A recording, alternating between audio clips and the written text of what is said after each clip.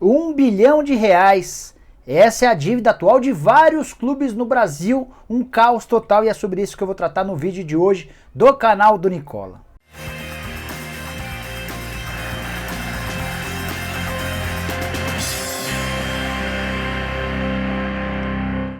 Fala aí pessoal, sou o Jorge Nicola, bem-vindos a mais um vídeo do canal, bem legal ter vocês por aqui. Antes de passar todas essas informações, só pedir para deixarem like no vídeo, para se inscreverem no canal, apertando esse botãozinho vermelho de inscreva-se. Também queria lembrar que esse vídeo é um oferecimento de OneFootball, o aplicativo que você precisa ter no seu celular para ficar super bem informado sobre as coisas do futebol.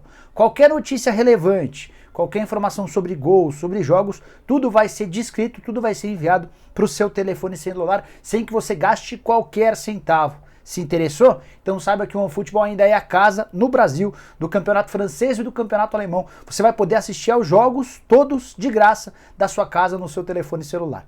Para ter o OneFootball no seu telefone, basta pegar na descrição desse vídeo o link que eu vou deixar, você vai baixar, de graça, serve para qualquer celular, tenho certeza que você vai se divertir bastante. Bora começar esse vídeo que é bem alarmante, dos mais preocupantes de todos. Até queria pedir para você dar uma pausa no vídeo e compartilhá-lo com seus amigos, independentemente do time que eles torçam. Não é a ideia é tirar sarro, nem provocar o adversário, é só mostrar o grau de descompasso financeiro dos principais clubes do futebol brasileiro. Vários deles ainda não divulgaram os balanços financeiros referentes a 2020, mas já dá para calcular uma situação bastante delicada, especialmente para 4 clubes grandes do país. Sim, temos 4 times que já batem na casa de R$ 1 bilhão de dívida, tem outros 2 bem próximos disso, sem a capacidade de muita receita. Então é sobre eles que eu vou falar no vídeo de hoje do canal do Nicola: Santos, Vasco, Atlético Mineiro, Corinthians, Cruzeiro e Botafogo. Nos próximos vídeos, nos próximos dias, conforme forem surgindo mais balanços, vou atualizando a situação de cada um desses clubes. Quero começar de baixo para cima, daqueles que menos devem para os que mais devem, entre aqueles com as piores situações, aqueles com um quadro de UTI. Vou começar falando a respeito do Santos, que tem, de acordo com o próprio presidente do Santos, o novo presidente, novo mandatário, o Andrés Rueda, hoje a dívida do Santos gira na casa dos R$ 700 milhões. O que mais preocupa nessa dívida, que já é alarmante, é o fato de o Santos ter entre 150 e 180 milhões de reais de dívidas a curto prazo, que vencem ao longo do ano de 2021. A grande pergunta, a grande matemática, o grande truque que o Rueda vai precisar fazer ao longo do ano é encontrar receitas para pagamentos dessas dívidas, levando em consideração que o Santos não tem conseguido gerar muitas receitas nos últimos anos. Isso sem falar em folhas salariais e também em dívidas.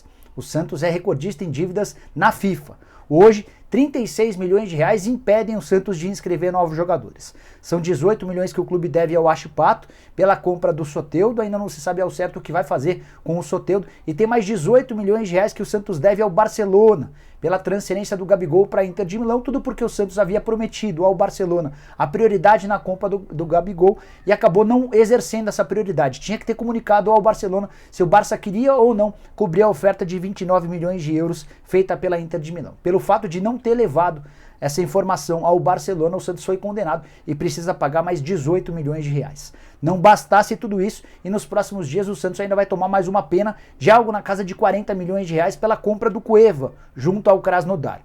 Isso porque o Peixe comprou o Cueva por 6 milhões de euros e não pagou qualquer centavo ao jogador, que já nem está mais na Vila Belmiro. É diante desse contexto extremamente complicado de dívidas e falta de receita que o Andrés Rueda vai precisar reduzir a folha salarial do Peixe ao longo da temporada em pelo menos 30%, aumentar a receita para tentar descomplicar essa situação e essa dívida de algo na casa dos 700 milhões de reais. Bora falar sobre o Vasco da Gama, outro que ainda não alcançou essa dívida de R$ 1 bilhão, mas caminha passos largos nesse sentido. Estou me baseando também numa declaração do presidente do clube, novo presidente, o Jorge Salgado, que em entrevista ao canal Atenção Vascaínos admitiu que hoje a dívida do Vasco chega à casa dos 720 milhões de reais. Ela era de 610 milhões no fim de 2019, graças à pandemia da Covid, graças a todas as perdas de receita da temporada passada e também a todos os atos administrativos do Vasco nos últimos anos, o clube hoje tem essa dívida na casa de 720 milhões. A tendência é que piore, porque o Vasco foi rebaixado à segunda divisão do Campeonato Brasileiro. O Vasco tem uma média de 200 milhões de receita por temporada nos últimos anos. essa receita certamente cairá ao longo da segunda divisão, isso por causa das cotas de televisão que representavam cerca de 50% do faturamento ou das receitas do Vasco nas últimas temporadas. Como os times que caem para a segunda divisão deixam de ter a cota master, a cota gigante de televisão, e passam a receber entre 6 e 8 milhões de reais, o Vasco vai precisar ter novas receitas. De onde podem surgir essas novas receitas? O vascaíno, o torcedor do Vasco é um daqueles que mais apoia o clube. Só para lembrar que o centro de treinamento do Vasco foi construído a partir de doações dos torcedores. O Vasco é também dono do maior programa de sócios torcedores do Brasil, chegou a ter 150 mil torcedores adimplentes. Esse número caiu um pouco, mas ainda é superior a 100 mil sócios torcedores. Ainda assim, o Vasco não consegue gerar receitas e tem tido enormes dificuldades no pagamento das suas contas. O plano do Jorge Salgado é de, quando deixar o Vasco no fim do seu mandato, entregar um clube devendo algo na casa de 350 a 400 milhões de reais de dívida. O grande problema é que, para isso, ele precisaria aumentar a capacidade de faturamento de 200 para até 350 milhões de reais. E nesse momento, tudo que a gente percebe é uma perda de receitas. Dívida extremamente complicada para um clube que há muito tempo amarga dificuldades financeiras e deixou de ser competitivo por conta de tudo isso. Se Vasco e Santos são daqueles pacientes que inspiram cuidados, os 4 clubes que eu vou começar a contar a partir de agora são aqueles que já estão na UTI. Um quadro bastante complicado. Vou começar falando sobre o Corinthians, que tem uma dívida hoje de 956 milhões de reais, dívida assumida pelo próprio clube depois do balanço divulgado referente ao ano passado. O Corinthians é o único entre todos esses que eu vou citar no vídeo de hoje que já divulgou os resultados financeiros da temporada de 2020. Presta bem atenção numa coisa. Dentre esses 956 milhões de reais de dívidas assumidas pelo Corinthians, não estão incluídas as dívidas do estádio, que giram na casa de 500, 600 milhões de reais. Se a gente somasse as duas, e o Corinthians ultrapassaria a dívida de 1,5 bilhão de reais. De qualquer maneira, ainda que a gente exclua os débitos relacionados à Arena Corintiana, o número de 956 milhões de reais já é extremamente assustador. O Corinthians, que na temporada de 2020 fechou com um prejuízo de 123 milhões de reais. É o segundo enorme prejuízo corintiano em 2 anos consecutivos. Só para lembrar que as receitas em 2020 foram de 474 milhões de reais. As maiores receitas vieram da TV, 160 milhões de reais, e da venda de atletas, 189 milhões de reais. Não fosse a venda do Pedrinho para o Benfica, e a situação do Corinthians seria ainda mais delicada. O grande problema é que, ainda assim, apesar de todas essas receitas que eu citei, o clube social fechou com um déficit de 61 milhões de reais, pouco mais de 61 milhões, assim como o departamento de futebol, que também gerou outro déficit na casa de 61 milhões de reais. Somando esses dois, a gente chega a esses 123 milhões de prejuízo somente na temporada de 2020. É também por isso que o novo presidente corintiano, Duílio Monteiro Alves, decidiu abrir mão de contratações. A gente já está acabando o mês de março e o Corinthians ainda não contratou qualquer jogador para a temporada de 2021. Situação extremamente delicada do segundo clube mais popular do país, que, embora tenha maior capacidade de arrecadação dos outros que eu citei, tem muitos gastos, tem uma série de descompassos financeiros que precisam ser resolvidos o mais rápido possível.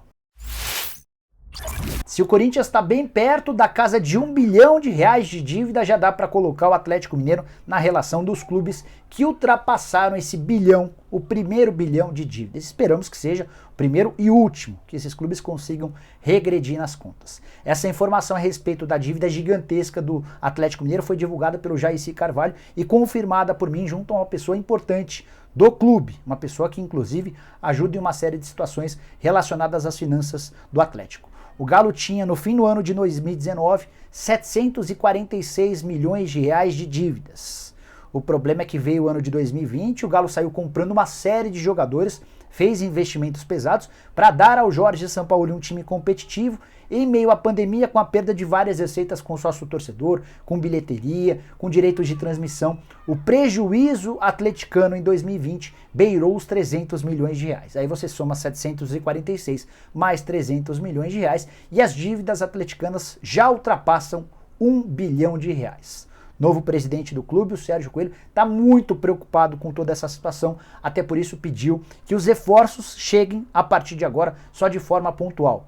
para posições extremamente carentes, extremamente necessárias. Até porque dentro do atual elenco do Atlético não existem grandes opções em relação a ativos para vendas. Ao contrário, por exemplo, do Palmeiras, que tem vários garotos que valem muitos milhões de euros, esse caso não é repetido no Atlético Mineiro.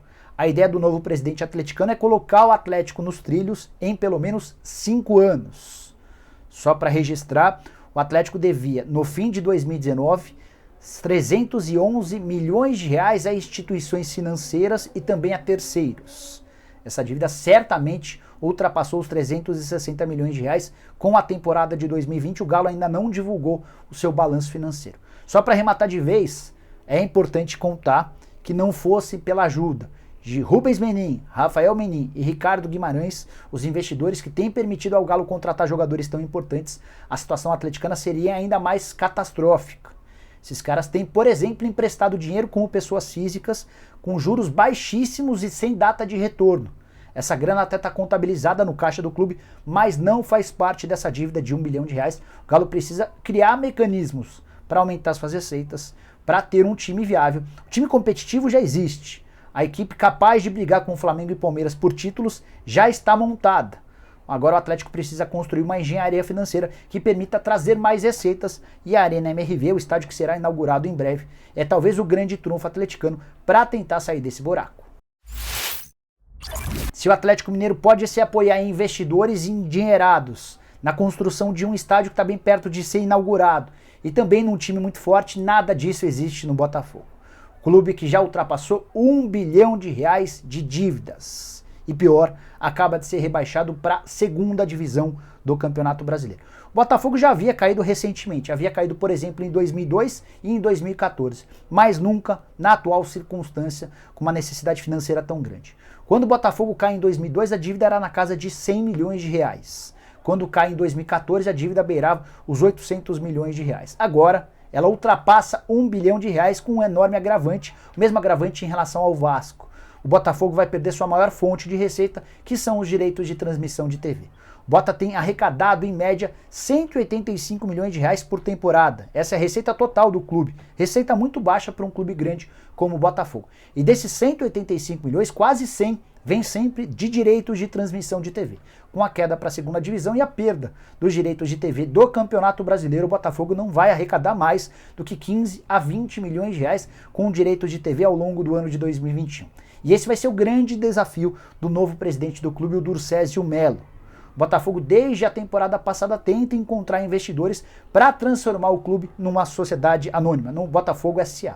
O grande problema é que, exatamente por causa dessas dívidas assustadoras, já na temporada passada, com o time na primeira divisão, não existiram investidores com coragem de fazer tamanho investimento. Será que agora, jogando a segunda divisão, com ainda menos capacidade de arrecadação, o Botafogo vai encontrar quem queira assumir o controle do clube e transformá-lo numa SA? Isso não parece ser um encaminhamento mais natural. Estou muito, mas muito preocupado com o Botafogo. Talvez seja o caso mais grave entre todos esses que a gente tem citado dos clubes brasileiros. Pela falta de capacidade competitiva nos últimos anos, pela falta de apoio dos torcedores e pelo tamanho que o clube vem tomando ano após ano. Quero fechar o vídeo falando sobre o Cruzeiro, que é hoje dono da pior dívida do Brasil, possivelmente da América do Sul. 1 bilhão e 200 milhões de reais, foi mais ou menos esse o valor que o Cruzeiro fechou a temporada de 2020. Assim como vários outros clubes que eu citei aqui, o Cruzeiro ainda não divulgou o balanço referente à temporada passada. Mas a julgar pelo terceiro trimestre, ou seja, pelos 9 primeiros meses do ano, a dívida do Cruzeiro em outubro do ano passado era de mais ou menos 1 bilhão e 200 milhões de reais. Vou repetir, 1 bilhão e 200 milhões de reais. O Cruzeiro tinha uma dívida no fim do ano de 2019 de 800 milhões de reais e apresentava nos 9 primeiros meses do ano de 2020 um déficit de 343 milhões de reais. São várias as explicações para esse prejuízo superior a 300 milhões. 111 milhões somente com provisão para contingência. 52 milhões da variação do câmbio. O Cruzeiro perdeu dinheiro, inclusive, com a alta do dólar e do euro. 43 milhões de reais para liberação de jogadores.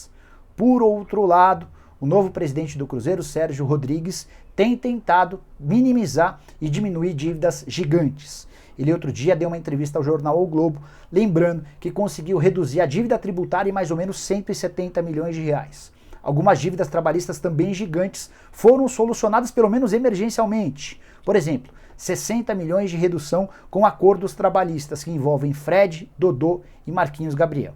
É bem verdade que essas dívidas e esses acordos vão gerar problemas enormes para o Cruzeiro, que vai ter de pagar, por exemplo, ao Dodô 15 milhões de reais, ao Fred 25 milhões de reais, tudo parcelado nos próximos meses, com menos capacidade de arrecadação, porque o Cruzeiro também disputa a segunda divisão, sem poder contar com o sócio-torcedor, com bilheteria, entre outras coisas decorrentes da pandemia da Covid-19.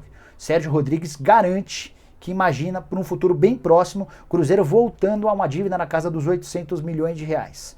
Torço muito para que isso aconteça, mas para que o Cruzeiro possa alavancar e voltar a dias melhores, é emergencial estar de volta à primeira divisão o mais rápido possível, de preferência terminando entre os 4 primeiros da Série B, ainda na temporada atual. Bom, pessoal, eram todas essas as preocupantes informações que eu queria dividir com vocês no vídeo de hoje do canal do Nicola. Não se esqueçam de deixar like, de se inscrever no canal apertando esse botãozinho vermelho de inscreva-se e de compartilhar esse conteúdo. É super importante para que torcedores dos times desses que eu citei e também de outros times possam entender um pouquinho da realidade, como somos mal administrados. Independentemente do tamanho do clube, em geral, os times vão muito mal. Bom, espero que vocês tenham curtido. Só para contar que na próxima segunda-feira, no programa do Nicola, a gente vai receber o Amir Somoge, que é especialista em marketing e finanças dos clubes. Um dos temas que a gente vai debater é exatamente essa situação dos principais clubes do futebol brasileiro. Entre no programa do Nicola, participe, mande perguntas, tenho certeza que você vai curtir. Beleza? A gente se vê. Tchau, tchau.